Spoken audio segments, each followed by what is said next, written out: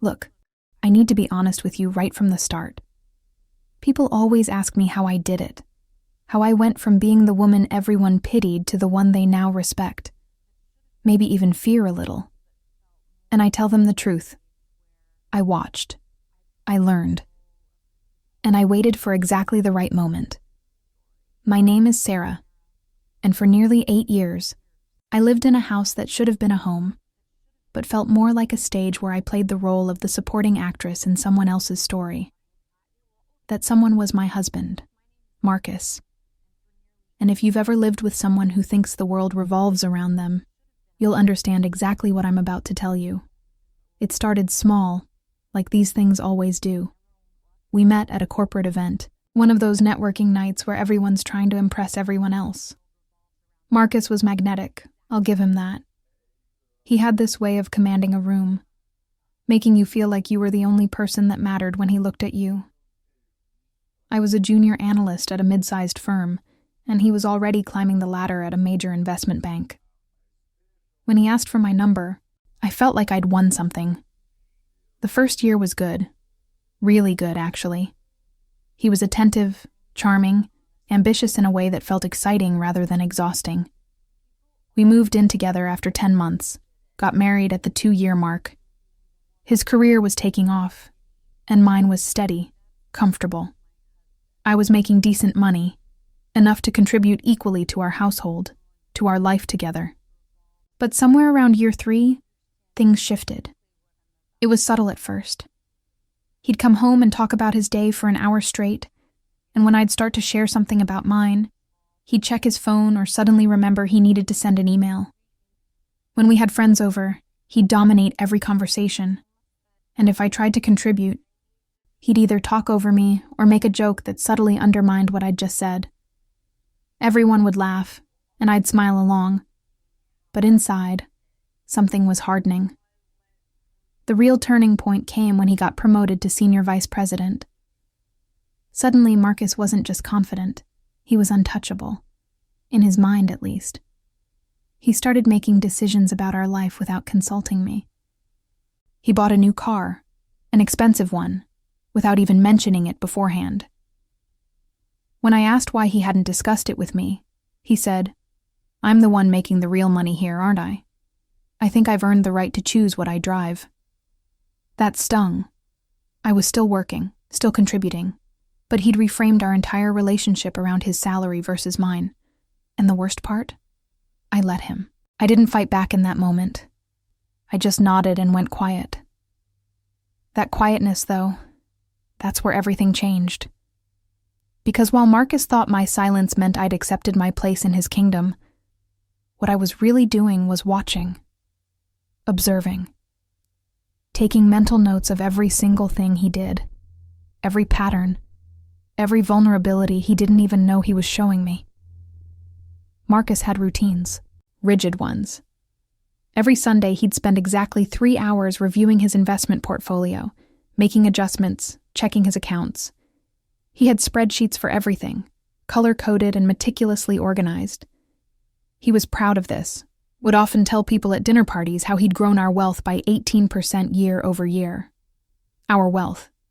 That's what he called it, even though he'd long stopped thinking of anything as ours. He also had weaknesses. He trusted too easily when his ego was stroked. He never read the fine print if he thought something was beneath him. And he had a pattern of underestimating people, especially women, especially me. I remember the exact moment I decided I was done being a supporting character. It was a Thursday evening, about 4 years into our marriage. We were having dinner with his colleagues and their partners. One of the wives mentioned she was starting her own consulting business, and Marcus actually laughed. Not a polite chuckle, but a full, condescending laugh. He said, "That's adorable. My wife used to have ambitions like that too, before she realized how comfortable life could be just supporting someone who's actually making things happen." Everyone got quiet. The woman looked embarrassed. I felt my face get hot, but I just smiled, nodded, and changed the subject. But inside, something clicked into place. A decision crystallized. I wasn't going to leave him, not yet. I was going to do something much more permanent. I was going to systematically dismantle the empire he thought he'd built, and show him that the foundation he stood on was never his alone. Before we go further, I'm really curious. Where are you watching from? Leave your city or country in the comments. I love seeing how far these stories travel. And if this story is resonating with you, if you've ever felt invisible in your own life, please hit that subscribe button. It means everything to me to share this with people who understand. So, I started preparing. Not in obvious ways. I didn't suddenly become confrontational or start leaving divorce lawyer pamphlets around the house. No, I became even quieter, even more accommodating on the surface. But underneath, I was building something. First, I needed to understand exactly what we had. Marcus controlled all our finances, or thought he did. He had his accounts, his investments, his precious portfolio. But what he'd forgotten was that legally, I had rights to all of it. We lived in a community property state. Everything acquired during the marriage was 50-50, regardless of who earned what. He either didn't know this, or didn't care because he never thought I'd challenge him. I started by requesting statements, not from our joint accounts, those I could already see, but from his personal accounts, the ones he thought were just his. I did it carefully, over months, using my legal right as his spouse. Each time a statement came, I'd scan it, save it to an encrypted cloud drive he didn't know about, and file the original exactly where it had been. What I found was interesting. Marcus was good with money, I'll give him that. But he was also cocky. He'd taken risks, made investments without proper documentation, and in a few cases, had bent rules in ways that wouldn't look good under scrutiny. Nothing illegal exactly, but definitely things that would raise eyebrows with the IRS or his company's ethics board. I documented everything, every questionable transaction, every time he'd claimed a personal expense as a business write-off, every investment that skirted the line of insider trading. I wasn't planning to use any of this immediately. I was just gathering ammunition, building a complete picture of the kingdom he thought he ruled. While I was doing this financial archaeology, I was also working on myself. Remember, I'd never stopped working, even though Marcus had diminished my career at every opportunity. I was still at my firm, still doing good work, even if he never acknowledged it. So I started being more strategic about my own career. I took on projects that would give me visibility. I networked intentionally, building relationships with people who could help me advance. I started saving money in an account Marcus didn't know about, just small amounts at first. Money from bonuses or freelance work I did on the side. Nothing he'd miss, but over time, it added up. I also started documenting our daily life. Not in a creepy way, but just keeping records. When he'd dismiss me in front of friends, I'd note the date and what he said. When he'd make a major decision without consulting me, I'd document it. When he'd spend money frivolously and then criticize me for buying groceries, I'd keep the receipts, both literal and metaphorical. This went on for 2 years. 2 years of playing the part of the dutiful, quiet wife while I built an escape route he couldn't see. And during those 2 years, Marcus got worse.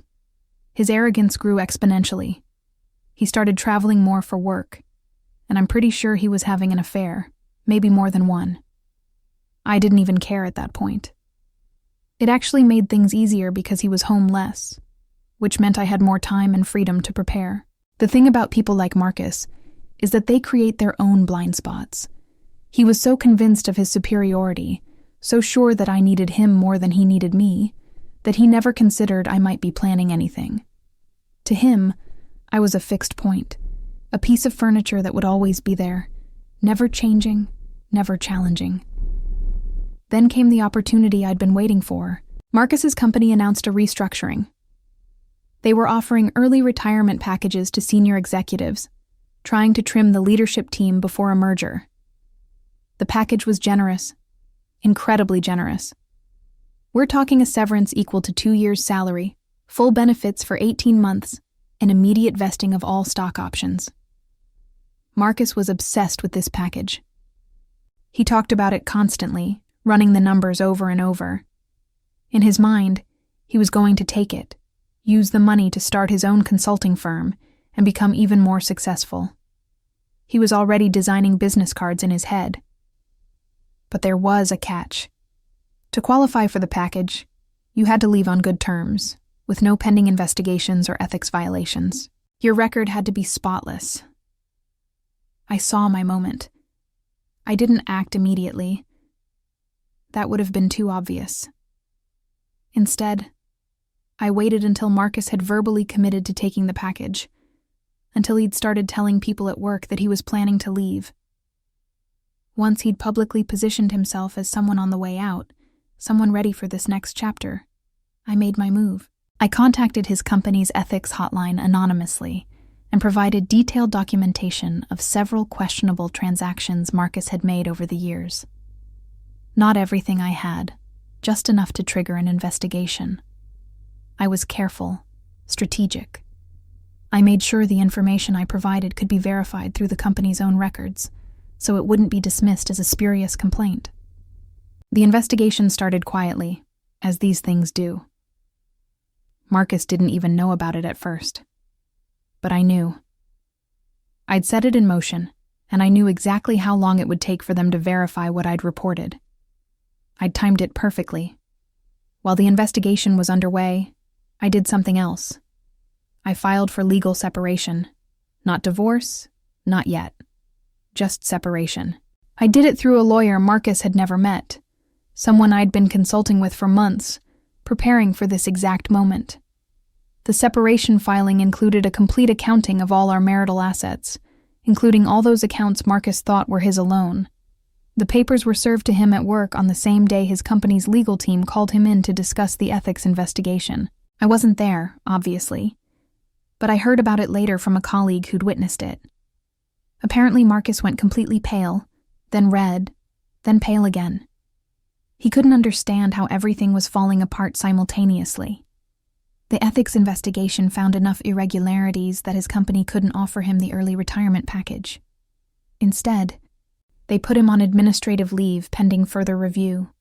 No package, no golden parachute, no triumphant exit to start his consulting empire. And the separation filing meant he couldn't hide or move any assets. Everything was frozen, subject to court review. All those accounts he'd thought were untouchably his were now under legal scrutiny, being valued and divided according to community property law. I want to be clear about something. I didn't do this to destroy Marcus. I did it to free myself, and to ensure I got what was legally mine.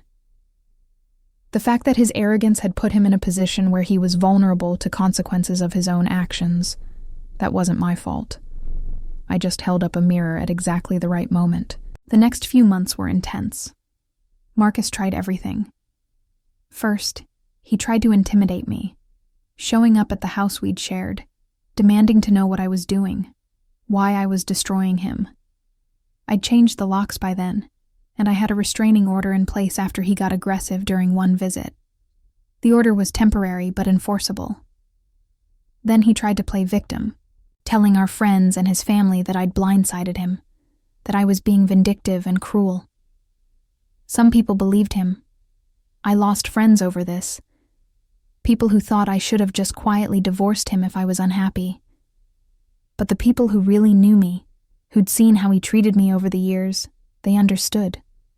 His company eventually terminated him. The ethics investigation had uncovered enough violations that they had no choice.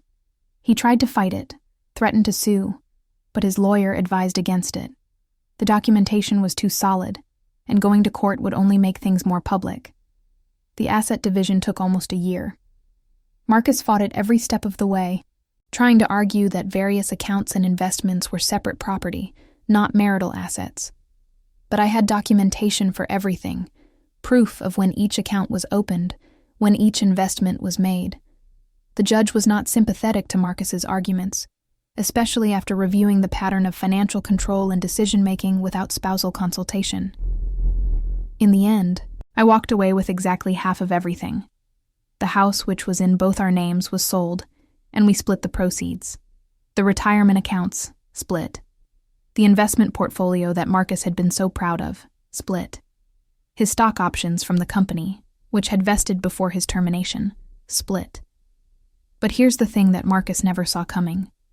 Because I'd been working the entire time, because I'd been strategic about my own career during those 2 years of preparation, I was in a position to actually use my half of the assets.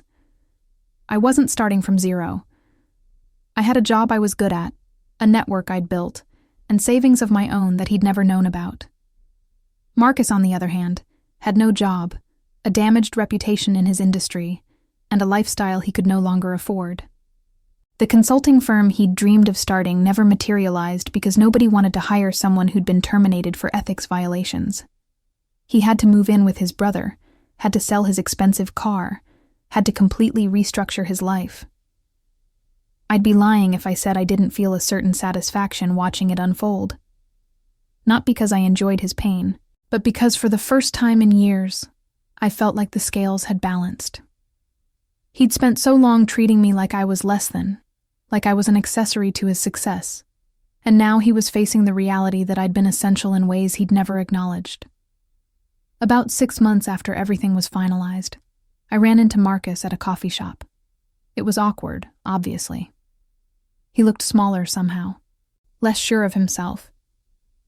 We exchanged pleasantries, and then he said something that surprised me.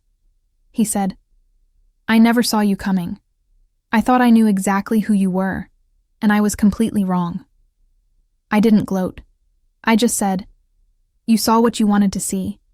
I was always right there, you just weren't paying attention." And then I left. That was 3 years ago now. My life looks completely different. I got promoted twice at my firm. I'm now a senior director. I bought my own place, a condo downtown with a view of the river. I travel when I want to. I make decisions without needing anyone's approval, and I'm building wealth on my own terms. Do I date? Sometimes, but I'm in no rush. I spent so many years making myself smaller to fit into someone else's story that I'm enjoying being the author of my own for a while. People ask me if I have regrets, if I wish I'd handled things differently. Honestly, no. Could I have just divorced Marcus quietly? Taken my half and moved on without the strategic dismantling of his exit strategy? Sure, but he wouldn't have learned anything from that. He would have taken his golden parachute, started his consulting firm, and continued believing that his success was entirely his own doing. What I did instead was show him that actions have consequences, that treating people as disposable has a cost, and that underestimating someone, especially someone you're supposed to love, is a fundamental mistake. I also want to be clear. This isn't advice. I'm not telling you to do what I did. Every situation is different, and what worked for me might not work for someone else. But what I am saying is this. If you find yourself in a relationship, a job, a situation where you're being diminished, where someone is building their kingdom on your back and acting like you should be grateful for the privilege, you have more power than you think. You have the power of observation, the power of patience, the power of strategic action at the right moment, and most importantly, you have the power to decide you're worth more than the role someone else has assigned you. Marcus ruled our castle. That's true. He made the rules, controlled the resources, and demanded deference. But what he never understood was that a kingdom built on disrespect and arrogance is inherently unstable. And all it takes is one person, one underestimated person, to expose those cracks and watch the whole thing crumble. I didn't just reclaim my place.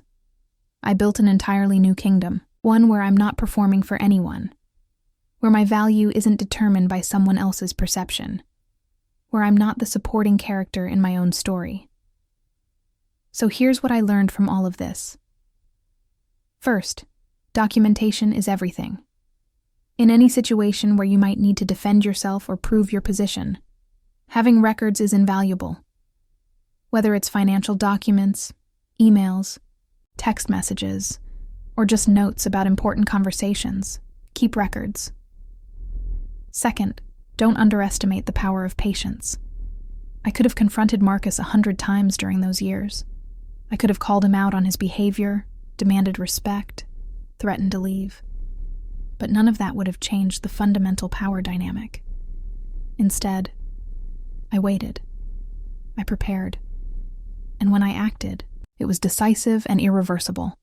Third, invest in yourself. Always.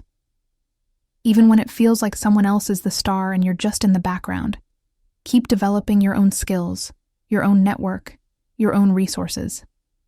You never know when you'll need them, and having them makes all the difference.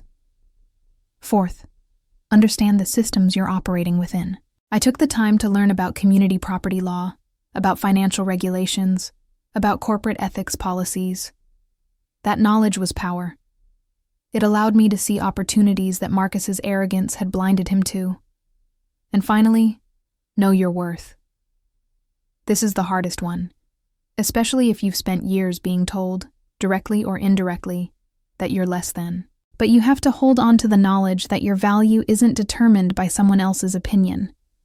You're not a supporting character. You're the protagonist of your own life. I think what makes my story unusual isn't what I did. It's that I did it quietly.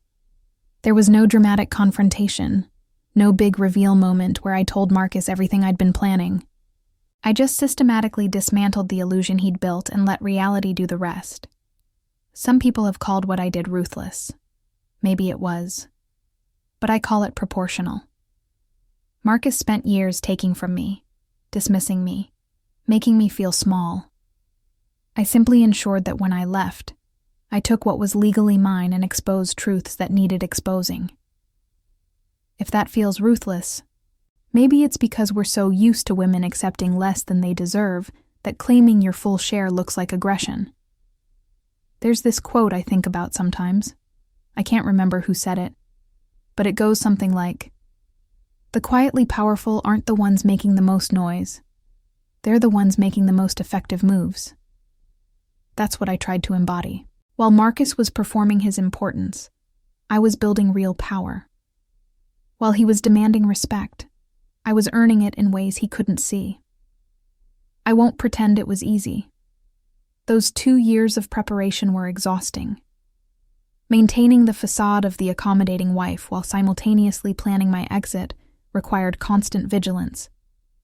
There were moments I wanted to snap, to tell him exactly what I thought of him, to just walk away. But I held on, because I knew that temporary satisfaction would cost me long-term security. And I want to acknowledge that I had certain privileges that made this possible. I had a job, an education, access to legal resources. Not everyone in a difficult relationship has those advantages, and I don't want to minimize that reality. What I did required resources and time that not everyone has. But the principles, I think those can apply broadly. Observation, preparation, strategic action, understanding your rights and the systems you're operating within. These things are available to everyone, even if the specific tactics have to be adapted to different circumstances. Looking back now, I can see how much I grew during that period. I went from being someone who absorbed disrespect and diminishment to someone who refused to accept it. I went from being reactive to being strategic. I went from hoping things would get better to taking concrete steps to make them better. Marcus taught me something valuable, even if he didn't mean to. He taught me that people will take exactly what you allow them to take. And more importantly, he taught me that reclaiming your power isn't about aggression or revenge. It's about clarity and action. The house isn't a castle anymore. It's just a house, sold to a nice family with 2 kids and a dog. The kingdom Marcus thought he ruled doesn't exist. It was always an illusion, built on my unacknowledged labor, my unpaid emotional work, my suppressed ambitions. Once I stopped sustaining that illusion, it collapsed. And in its place, I built something real, a life that's actually mine, a career that fulfills me, financial security that I created and control, relationships based on mutual respect rather than one-sided admiration, peace, actual peace, not just the absence of conflict, but the presence of genuine contentment. Sometimes I wonder what would have happened if Marcus had been different, if he'd actually seen me as an equal partner. We might still be married, we might have built something real together. But that's not the choice he made. He chose to see me as less than, to treat our relationship as a hierarchy with him at the top. And that choice ultimately cost him everything he thought he'd secured. There's a certain poetry to it, I think. The king who didn't realize his queen was the one actually running the kingdom. The emperor who didn't notice he had no clothes until it was too late. The man who was so focused on projecting power that he never noticed he was fundamentally vulnerable. I'm not that person anymore, the one who absorbed his dismissiveness and made herself smaller. I stand at full height now. I speak with my full voice. I take up all the space I'm entitled to. And if that makes some people uncomfortable, that's okay. I spent enough years making myself comfortable to fit into someone else's narrow idea of who I should be. So if you're watching this and you see yourself in my story, if you're in a situation where you're being diminished or dismissed, where someone is building their empire on your unpaid labor and unacknowledged contributions, I want you to know something. You're not powerless. You're not stuck. You have options, even if you can't see them yet. Start by observing. Pay attention to patterns, to vulnerabilities, to systems and rules. Document everything. Invest in yourself, in your skills, your knowledge, your network. Understand your legal rights, your financial position, your options. And when the moment is right, when you've prepared thoroughly and the opportunity presents itself, act decisively. This isn't about revenge. It's about justice. It's about ensuring that the person who thought they could treat you as disposable learns that actions have consequences. It's about reclaiming what was always yours, the respect, the resources, the power to direct your own life. Marcus probably tells a different version of this story. In his version, I'm probably the villain, the vindictive ex-wife who destroyed him out of spite. And you know what? I'm okay with that. Because the people whose opinions matter, they know the truth. And more importantly, I know the truth. I didn't destroy Marcus. I simply stopped protecting him from the consequences of his own choices. I stopped being the invisible foundation that held up his visible success. And when I stepped away, when I stopped playing the role he'd assigned me, everything he'd built on that foundation came tumbling down. That's not destruction. That's just gravity. Before I finish, I want to ask you something. If you've made it this far, if you've listened to my whole story, I'd love to know. Where are you watching from right now? What country? What city? Drop it in the comments. And more than that, I want to know if this story resonated with you. Have you ever felt invisible in your own life? Have you ever been underestimated by someone who should have known better? Tell me your story too. And if you haven't already, please subscribe. These stories, these experiences, they matter.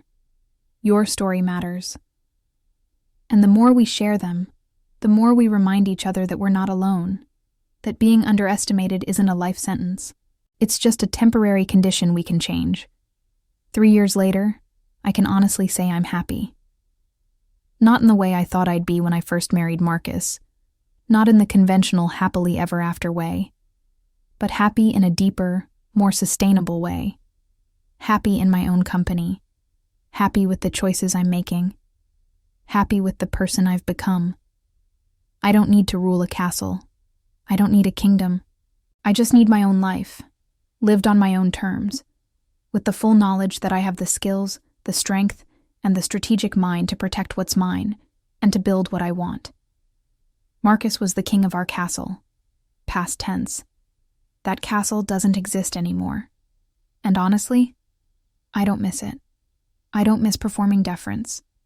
I don't miss making myself small. I don't miss the exhausting work of maintaining someone else's ego while my own needs went unacknowledged. What I have now is better. It's real. It's mine. And nobody, not Marcus, not anyone, can take it from me because I built it with full awareness, with open eyes, with the kind of strategic patience that comes from really understanding your own power. So that's my story. The quiet woman who wasn't actually quiet, just observant. The supporting character who was actually the protagonist all along. The underestimated wife who turned out to be the most formidable player in the game. My name is Sarah. I reclaimed my kingdom. And if you're in a situation where you need to reclaim yours, I hope my story gives you hope, gives you ideas, gives you the knowledge that it's possible. You're stronger than you think. You're smarter than they believe. And you deserve so much more than the role someone else has assigned you. Take your power back. Not loudly, not dramatically, but thoroughly, completely, permanently. That's how you turn someone's reign into a memory. That's how you go from invisible to unstoppable. That's how you win.